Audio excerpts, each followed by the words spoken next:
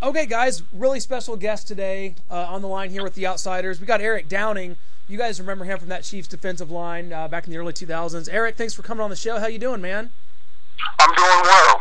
Glad to be here. Oh, thanks for having me on. Oh, no problem at all. And, you know, kind of the guests we've been talking to today, we've kind of had to ask them.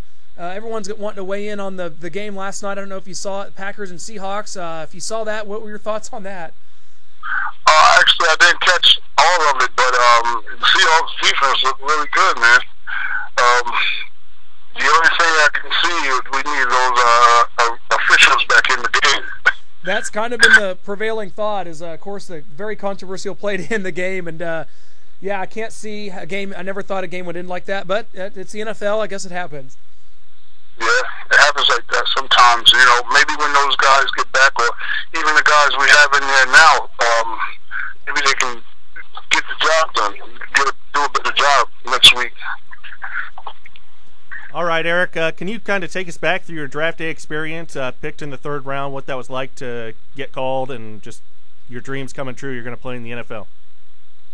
Oh, man, words wouldn't even describe it, but the only thing I can say was one of the best days of my life. Getting drafted to a classy organization like the Kansas City Chiefs, you know, second to none program.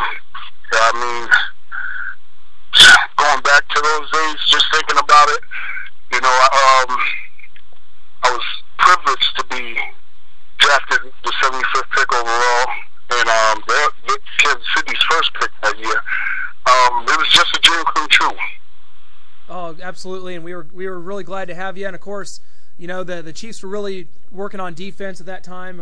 Dick Vermeil comes in, and the Chiefs draft you, and then of course, you know, Ryan Sims and Eddie Freeman the next year. But talk about your early time in Kansas City. You know, you're playing with Coach Dick Vermeil, and just what was it like? What was Coach Vermeil like? And talk about some of your teammates as well.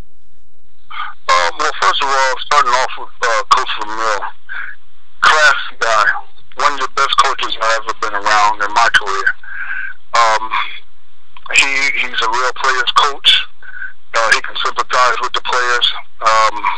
He knows the game, definitely.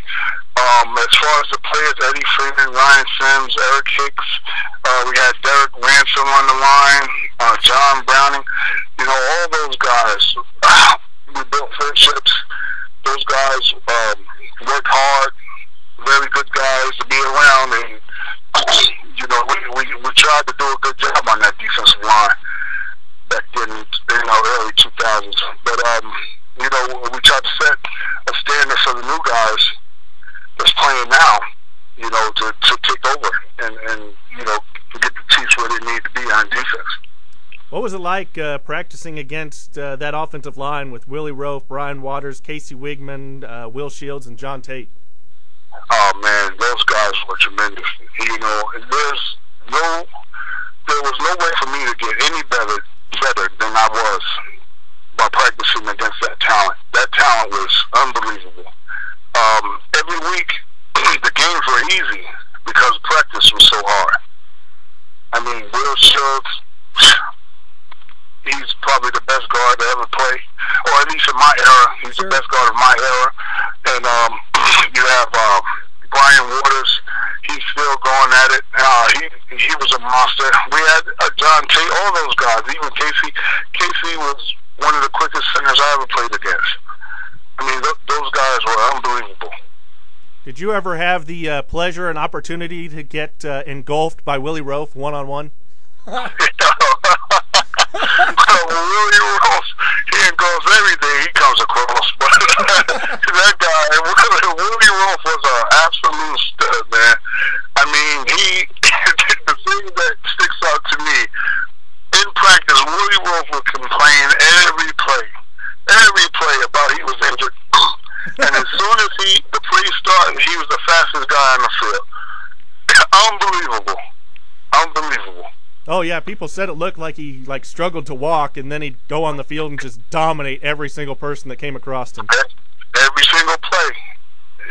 Man, Willie Roaf was one of a kind. I mean, that guy was super fast to be that size, super strong, and he knew the game. He knew the game. He had all the skill and technique you ever want out of an offensive lineman. Well, we're talking about crazy finishes like last night's Seahawks and Packers game, but in 2002, to start the season, you guys had one of the crazier finishes I've ever seen in NFL history, which was Cleveland Browns linebacker Dwayne Rudd throwing his helmet as time had expired, allowing you guys to kick a game-winning field goal. What do you remember about that game? That was the craziest thing I've ever seen. We thought, the game was over. Yeah. Of course, you fight to the end, and you give your best effort to the last whistle blows. But we on the sideline, we felt the game was pretty much over, and we were getting ready to shake hands and all that stuff. But this guy, he made the ultimate mistake and threw his helmet, cost the penalty, and we actually came away with that victory. And you can't forget John Tate, who advanced the ball 20, 25 yards downfield. Had he not done that, we would not have been in field goal range. So got to give the credit to the big guy on that one, too. Oh, yeah, definitely. John Tate heads up move on his behalf. Smart guy all the way around. Great effort for him to even get that ball down 25 yards, being a big offensive lineman. Perhaps if it was Willie Roaf, we would have scored a touchdown and not had to wait for the field goal. Yeah, he probably would have complained a little bit about it, but I bet he would have made the end zone. Okay, 2003, talk about that magical season and just the defense playing great in 2003, the offense clicking, Dante Hall going crazy, returning 4 kicks in 4 straight weeks. Oh, man. That experience, I've come from good programs, not so much in high school as far as winning and losing, but that was my first experience, my real experience of having a truly good team inside out, from the offensive line, defensive line, all the way specialties. That year was so much fun, so much fun. We worked hard and we enjoyed it. I think that was the difference from any team I ever been on. We actually enjoyed it because Coach Vermeil had vigorous practices. He had strenuous practices, any adjective you can think of. But at the same time, we had so much fun working hard, and we came together as a team, and it paid off with our record that year. We didn't win a Super Bowl. We didn't get too far in the playoffs, but we definitely made a push at it. We had Dexter McLeon on a while back, and he kind of said that you guys were confused out there in that playoff game against Peyton Manning. What did you see? What are your thoughts about that game and the defense? Well, with Peyton Manning, you have 2 head coaches on the field at all times. So, they were throwing everything at us. And I won't say that we weren't prepared. I would say we didn't execute. We didn't execute like we should have. So and Peyton Manning, if you don't execute, he's definitely going to exploit it, and he's going to take advantage of whatever you leave as a weakness. Can you just kind of go through your time with Kansas City and maybe some of the fondest memories or close friends that you made with your time there? Well, I'll start off with the close friends. Gary Stills, Quentin Caver, Eddie Freeman, John, basically the entire line. Dexter was a good friend of mine. Eric Warfield. To be honest with you, most of the guys on the team, classy guys, we all had a good time together. We all would hang out after. I think that's another reason why we had so much success in 2003. We hung out after practice. So as far as that, the team, we had a good nucleus. We had good guys on the team, and we got along well. But the fondest memories, I would say, definitely Willie Roaf in the locker room, one of the funniest guys you ever want to meet. We had Eddie Freeman, another guy who was, in the meeting room, there's certain things I just can't disclose, but I bet you, if you heard it, you would fall out your seat right now. That guy is a class clown. But as far as like the entire experience, it was a classy, like I said, organization. We had, a great head coach. We had good position coaches. We had good guys in the locker room. I mean, the overall experience, if I could do it again, I would definitely do it again, hands down. Can you, if you remember, can you talk about your 2 sacks and what you saw in those plays and how those felt for you? Oh, man. I was a guy who really didn't get too many sacks. I was more of a run stopper, so those sacks right there, I mean, basically one of them was a covered sack, actually. And I actually got through the line, and just so happens that we had great coverage on that play. And I actually got to capitalize and make the sack on that play.